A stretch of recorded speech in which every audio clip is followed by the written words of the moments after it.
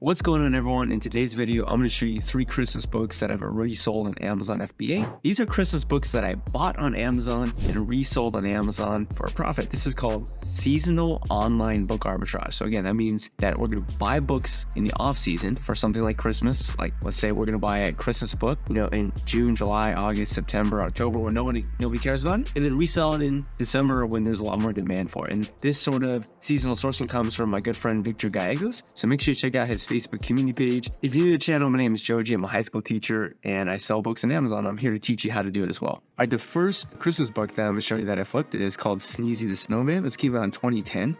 And the first thing we did is over here on Selling Up, come down to the orders page. And you can actually see that I sold this book twice. So I had 2 of these copies in inventory, sold one 2 days ago for $48.71, and sold the other one for $59.99. So you can see that the most recent flip, $59.99, it made us a profit of $35.73. So if I go over to eBay, which is where I bought the books, you can see that I bought them both on August 1st, $688, $689.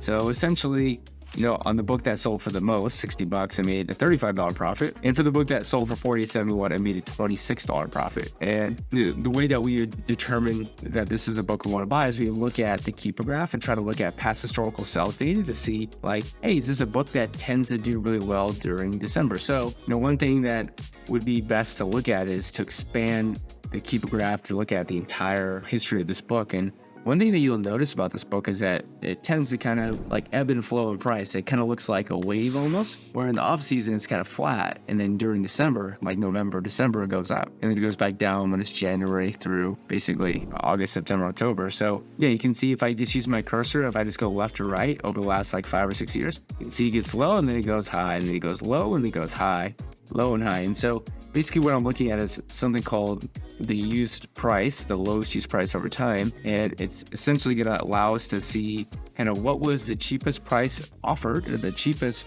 price available on Amazon at that point in time. What I'm referencing is essentially this right here. So you see how this says 2 used offers from $31.99? That's essentially what this black line is. It's the lowest price on Amazon at that time. So, if you look at, let's say, Christmas of 2021, you can see that in November, this book was $3 or $4. And then you can see starting November, the used offer count, which is referenced by this black line on the bottom chart, you can see how it starts going down. So it started, went from 16 all the way down to about 2 by the time it was mid-November. So we're like, think about mid-November. Mid-November is about a month and a half away from Christmas, and there's only 2 people on the listing. So if you're one of those people, then you're probably going to be able to be way more competitive with the price that you're charging. Now, not only that, you actually do see the price start respond to that. You can actually see, if I zoom a little bit further, that after the used offer count gets that low, now all of a sudden the cheapest price of this book available on Amazon is about $29.98. Okay, so the story continues there. You can see that the price kind of goes up a little bit and no one seems to buy it. You can actually see how the offer count starts coming up, and then you start seeing the green line again, which represents the sales rank. That's going to tell us when the book is becoming more popular relative to other books in the category. If the sales rank is going down, that means the book is becoming more popular and that it's selling. So you can see a number of sales rank drops in mid-December or early in mid-December, and you can see by mid-December, December 14th, there's actually nobody on the listing. Offer count goes from 1 to 0. So all these people are selling their copy in the $35 to $40 range, which is incredible. Now, what we can also do is look at last Christmas, 2022, and you can see kind of a similar thing happened. In November, it looks like offer count starts going down. By early December, basically everyone's out of stock, but you can see that pretty much all these copies, even early mid-November, sell for $30. That's the lowest used price. That's not even the FBA prices. Like some of the FBA prices could be more expensive than that as well. But a great book here, bought for $689, made a pretty good profit. And by the way, guys, I want to let you know that a while ago, Victor and I, we made a 250 book Christmas list that we sold to anyone who wanted to buy. It's basically a lead plans list. It's closed. You can't buy it now because there's no point in buying any of the books on that list right now, because all those books are inflated in price right now. But the point is, we sold it months ago when people could still source it, and we've heard a lot of good feedback from it. So we do plan on opening that up probably March, April of the following year, but we're going to make it even better. We're going to add more books. We're even going to add some DVDs and some CDs as well to make the list bigger. So if you're interested in that list, then make sure you check out the link below. Basically, you can sign up to get an email when it does go live. All right, just to show you some proof as well that people who bought it do actually like it, I actually posted on Victor's Facebook community group, Amazon Bookseller Seasonal Arbitrage. Make sure you go request to join it. Victor's an awesome guy. He gives away so much information for free that it'd almost be silly not to join the group, if I'm being honest. In any case, I went in and made a post. I said, my boy Sneezy the Snowman is just one of the many Christmas books that are popping up. The buy cost on these was under $7. We flipped them for $40 and $59. Anyways, we have, some people in the comments here. If I scroll down, you can see that Cheryl says, thanks to the Christmas list, I had my first ever $1,000 day in sales on Friday, Saturday, over 700, over 500 a day. This is my first time selling seasonal Christmas books and buying mostly from the mega Christmas list. Now I can have books that I'll track for the next Christmas. So you see this, thanks Joji and Victor. And again, I'm just doing this to show you that we're not like trying to scam you or anything. It's only for people who want like a big massive replens list. And here's also another example. So Sarah, who's also in the group, said, Victor and Joji, today is still a month before Christmas. So she posted this November 25th. And the profits from my Christmas book sales have already more than paid for the list. The rest is gravy. Thank you. Let's go Christmas sales. Awesome. And then actually in the comments, you can see Dennis says, my book sales are going nuts as well. So if you're on the fence about possibly purchasing it, make sure you check out the YouTube interviews with Victor, but also make sure you check out this live video that I did with him, or we did together when we launched the Christmas list, just so you guys can get a general idea of what it is. But just know that when we come back with it, we're going to expand the list because we want to make it better. So yeah. There's that. All right, the second Christmas book we're going to look at is called the Reader's Digest Merry Christmas Songbook. This is a really great book to flip as well. If you look at the Keep It chart, and you can see this is a book that the sales rate always tends to improve right around November, December of every single year. I mean, you can basically see that green line, which represents sales rate, always dipping during that time. And then again, you kind of see this wave like fashion with the used price, where November, December, the used price gets high and then it dips down really low and just kind of goes up and down like this, kind of in a very predictable way. The same day with the used offer count, you can see it going up and down. Okay, now, interestingly, doesn't really get super cheap. Like a lot of the Christmas books get really cheap. They get like to less than $5 on Amazon. But this is one that, for whatever reason, holds value. And I think it's because there is another version. There might be another version of this book or another listing of this book. I think there's another listing because this is a BASIN listing. So BASIN listing is one that is not technically the real listing. So there's probably the real listing for this book that has the correct ISBN 10 on it. But in any case, this listing still sells enough to put maybe 1 or 2 copies on it. And you can see that if I go over to my order details here, I was able to snag this for $17.42. I was able to buy in good used condition. Also got 5% back with the Prime Visa. Make sure you guys are getting 5% back with the Prime Visa. So, I have a video about the best credit card to use for Amazon flips, but picked that up for $17.42. We flipped it for $59.99, made a profit of $20.58. So let me show you proof that it did sell. Can actually see it sold a few times. It actually sold 6 months ago, which is kind of crazy. It got refunded, so it didn't really sell. And then I actually sold 2 copies. So one sold $55 2 weeks ago, and the one just sold $59.99. Guys, these are November, right? I mean, I guess it's December now, but like these ones sold in November, which is kind of crazy. And one of the also crazy things about this is that the offer count is actually pretty high in this book. Like you would expect that the offer count goes down significantly, and actually went down significantly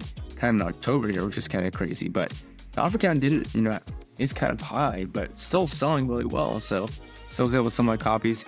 So really cool there. Now, one really important thing that I want to mention as well, and this is one of those things that prevents people from buying into this idea of like seasonal book arbitrage or my model of flipping books online, is they think that, Joji, it's great and all that you're, making these amazing margins on books, but because the books you sell are so long tail, you're getting, charged hundreds and hundreds of dollars of storage fees, and you're going to lose money for that. But what I want to show you right now is very clearly and how, factually, how, storing these books there for 6 months or a year is pretty much negligible as long as you're actually selling the book and you're buying it for a good buy cost, a good purchase price, and you're selling it profitably. Like basically it's negligible, and I don't worry about it, and I'll show you why. So what I'm going to do is go over here to Amazon Seller Central. I'm going to go ahead and look at inventory and come down here to the dashboard.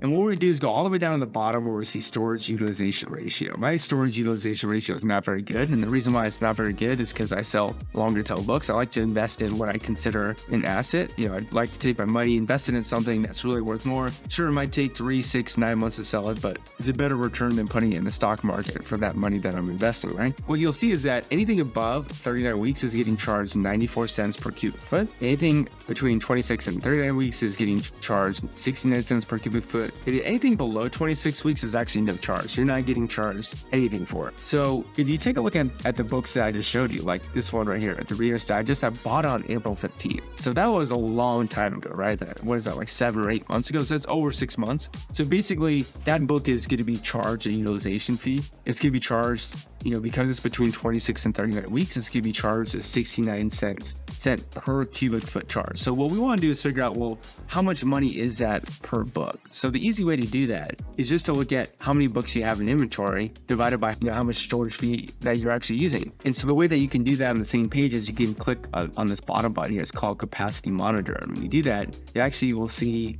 how much space you have available. So I have this on hand, I have this open shipment, maximum shipment. But if I just hover over this little information button, you'll see it says 115.85 cubic feet. That's how much space that I'm using. And I have 2,678 units in inventory. So what I'm gonna do is a little bit of math. I'm just gonna divide those two numbers by each other. So let's go and do that right now. 115.85 divided by 2,678. And you'll see that it gives us 0.043. So essentially 0.04 cubic feet is essentially what Amazon's saying is like the average book. Okay, so remember that we're going to get charged a fee, let me get rid of this, for anything in the 6 months, 69 cents per cubic foot, okay? So we just calculated that basically one book is 0.04 cubic feet. So all we're going to do is multiply that by 0.69, which is 69 cents, and we get the price that I paid for that book to sit there for 7 months in Amazon's warehouse is 3 cents. It's actually less than 3 cents. Less than 3 cents for that book. So you have to ask yourself, like, is that a lot of money for storage? I would argue that it's very little, because I would not want that thing sitting on my shelf, because, people always ask, like, well, Joji, when do you send the book in? Do you send it now, 8 months before Christmas, or a year before Christmas, or do you wait and put it on the shelf for 6 months? I would much rather pay 3 cents and let Amazon hold it for 6 months personally. That's what I would like to do. So is it, what you can see, very, very cheap for this book. And if we go back to the book, the Reader's Digest, I bought it for $17.42, sold it for $59.99, made a $21.58 profit. But wait, I paid 3 cents in storage fees, so I actually made a $21.55 profit. So I hope you see the point, right? Is that even if, by the way, even if we did this for the higher storage fee, which is 94 cents, it would still be negligible, right? So it'd basically be, 0.04, which is, that's how much cubic foot one book is 0. Obviously way, way, way less than cubic foot, 0.04. We can go and times it by, the value was 94 cents. So we go times 0.94, boom, 4 cents. So now we're up to 4 cents. So if that book was there for a year, so literally if I sent it in to Amazon on December 26th of this year, hoping to sell it for the next year, I'd be charged about 4 cents. So instead of my profit on this book being $21.58, it'd be $21.54, right? So I hope you guys are seeing the point that, just send the books in. Buy them, doesn't matter when you buy them, just send them in.